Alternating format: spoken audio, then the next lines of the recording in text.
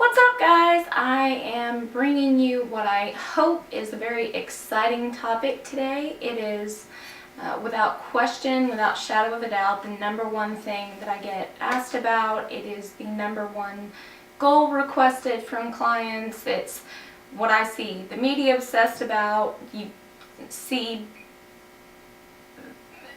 everything about it on magazines that don't even have anything to do with health and fitness, and that is achieving a flat, toned stomach. Six packs, abs. It seems to be an obsession by everyone. It also seems to be viewed as kind of like a benchmark of achieving that elite level of fitness. If you have a flat, toned belly, then the rest must be in great shape as well. Obviously, one of the main driving components in regards to a flat-toned stomach is leaning down and achieving a lower body fat so that you can actually see that definition. I would venture to say that probably the majority of everyone out there has the most gorgeous, perfect, well-toned waistline that they could ever hope for. It's just covered up by a little extra lusciousness. So obviously you need to lean down. Beyond that, there's really two main categories that affect reaching the goal of a toned stomach. You have the exercise aspect, and then you have the nutrition aspect and your diet. Today, I'm going to break down the exercise side of things, and I'm actually going to do a part 2 video that kind of delves into the diet a little bit more. That way I can clarify things a little bit more, and I can cover a little bit more information and just be a little bit more thorough on everything. Looking at the exercise and working out portion of the equation, the number one thing that I have found as far as most effective over any kind of crunch or ab work out there is learning how to truly engage and utilize your core strength when you're doing everything else. So when you're doing your cardio, when you're doing your legs especially, that's a great time to utilize that strength in your core. Upper body, when you're doing anything that requires coordinating the upper body and lower body moving together, that is singly the most effective time to work your stomach and waist.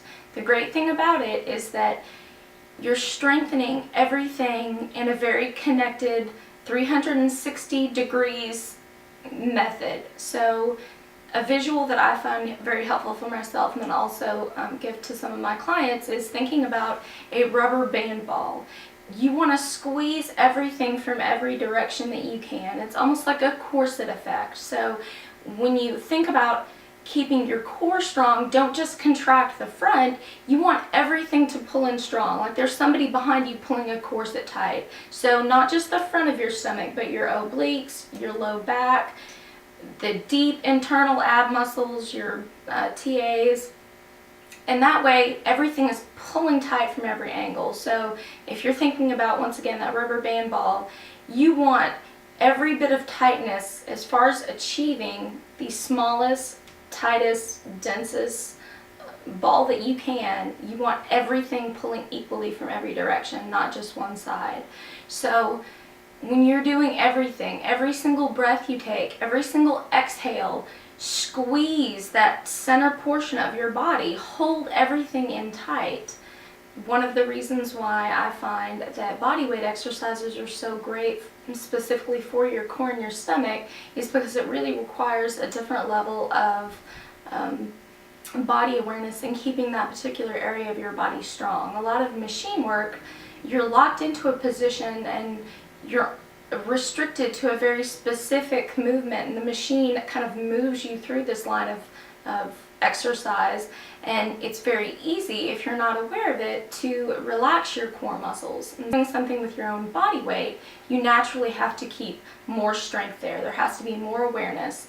By keeping your core strong, your form naturally falls a little bit more in line with the way that it's supposed to. So to be completely honest, I think that a lot of people way overtrain their abs. If you're truly utilizing that strength, and like I said, holding all of that in strong when you're doing everything else, that in and of itself ends up being a sufficient amount of exercise to keep all of those muscles strong. I think when people really break down and isolate their ab work, it's almost kind of working against what they want, because you're constantly shortening and building those muscles out, as opposed to everything pulling in tight and strong. I personally found whenever I do a lot of isolated ab work, my abs actually take on a look that I'm not quite as fond of. When my stomach, in my opinion, looks the best for me, it's usually when I'm not doing anything to isolate my abdominals or my core.